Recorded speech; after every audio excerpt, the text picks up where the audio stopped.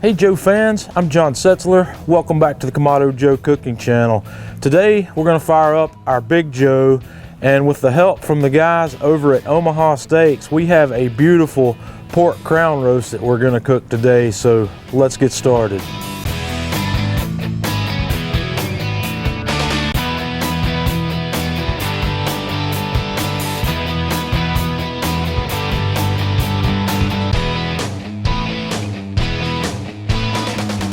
Okay, before we get started here, I just wanted you to have a look at this roast. This is a beautiful 9-pound pork crown roast that came from the folks over at Omaha Steaks. And this guy comes frozen, and I've thawed this one out, and it comes fully prepared. It's already been put together and tied and ready to go. So we're going to get this guy ready while our grill warms up. I've lit the grill, and we're going to cook at a temperature of 350 degrees today, and I'll show you how we're going to set the vents when we go back out to the grill, but we're going to get started prepping this first.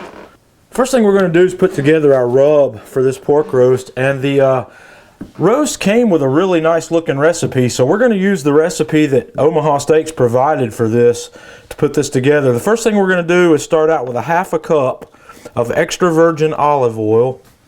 I'm going to add 1/4 cup of kosher salt, 2 tablespoons of coarsely ground black pepper, and I took a little more garlic than they call for. I chopped a whole bulb of garlic. We're going to have 1/4 cup of freshly chopped rosemary, 1/4 cup of freshly chopped thyme, and about 2 tablespoons of coarsely chopped sage. So I'm just going to mix all that together, and we're going to set that aside and let that gel for a while. The next thing we're going to do is I have taken 2 pounds of baby red potatoes, and I've halved the smaller ones and quartered the larger ones, and I've got 1 pound of pearl onions that I've peeled and cut in half. So what we're going to do with those is I'm going to take about 2 tablespoons of olive oil and drizzle that over the top of those, and then I'm going to put in 2 tablespoons of that rub that we just made, and we're going to mix all that together. We're just going to toss this and get those all completely coated, because these are going to go on the grill with our crown roast. Okay, I've got my fire lit in the Big Joe, and I'm going to take a couple of chunks of the Kamado Joe maple and set in here. I'm going to put about 3 of them right here around the middle of the fire, and I've got my accessory rack in the low position. We're going to cook indirect today, so I'm going to set both halves of my heat deflector on the accessory rack in the low position, and then I'm going to set each half of the grill on top. And we're going to set up to cook at 350 today, and I'm going to get to 350 by probably opening my bottom vent about 2 inches, and on the top vent I'm going to slide the slider all the way closed, and I'm going to leave the daisy wheel all the way open till we get up to about 350. And if I need to cool the grill down, I'm going to close the daisy wheel. If I need to warm it up more, I'm going to open the slider a little bit. So we're going to make all of our adjustments right there on top. Okay, I've taken small pieces of foil and tipped each of these exposed bones that have been Frenched to help keep those from burning and turning too dark. We're going to leave those on until about the last hour of the cook. So now I'm just going to take our rub, and we're going to spread this liberally all over this roast. And we're not going to leave any of that behind. We're going to put every bit of it on there. Okay, the next thing I've done is I've taken a half sheet and I've put a rack in the middle of it, and I'm going to lift the roast up, and we're going to set it right here on the middle of that rack. And then we're going to take our potatoes and onions that we made, and we're just going to put them around this roast on both sides.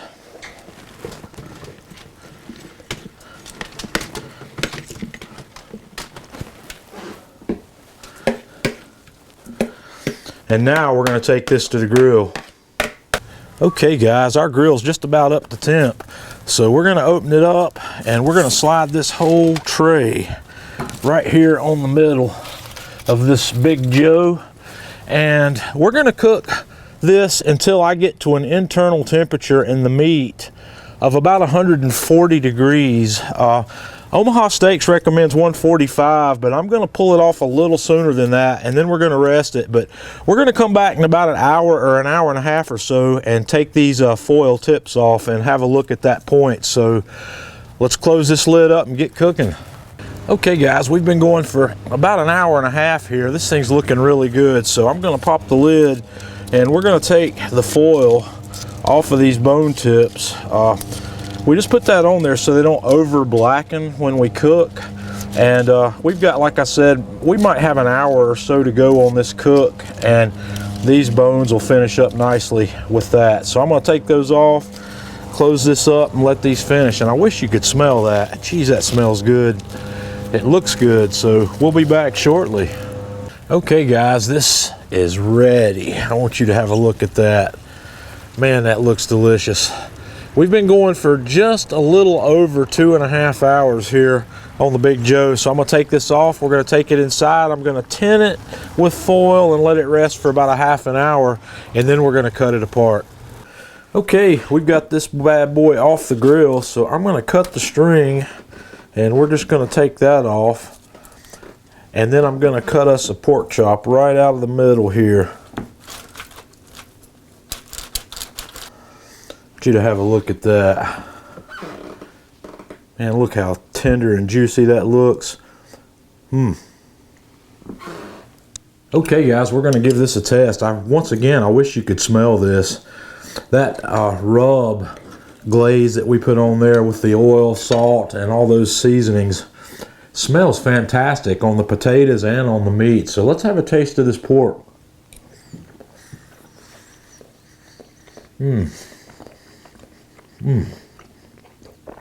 Wow, that is delicious, guys. This is the prime rib of the pork. Now let's try the potato. These potatoes with some of that same glaze and a little bit of the pearl onion as well.